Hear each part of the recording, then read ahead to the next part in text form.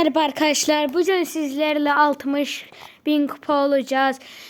Bu da son maçımız. 12 kupa kalmış 60.000 olmamıza.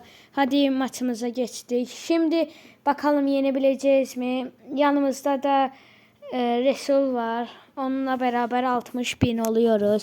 Bu videoya like ve abone olmayı unutmayın. Bu videoya 20 like atarsanız, hatta 25 like atarsanız 65K versiyonda gelecektir. Oyunumuz başladı. Hadi git, pas ver ve gol. Birinci golü attık.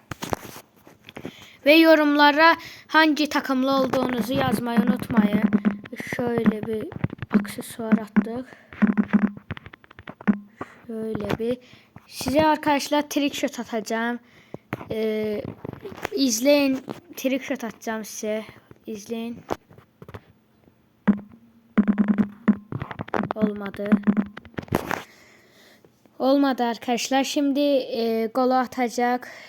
Resul atıyor ve Resul attı. Ve 60.000 olduk. Bakalım.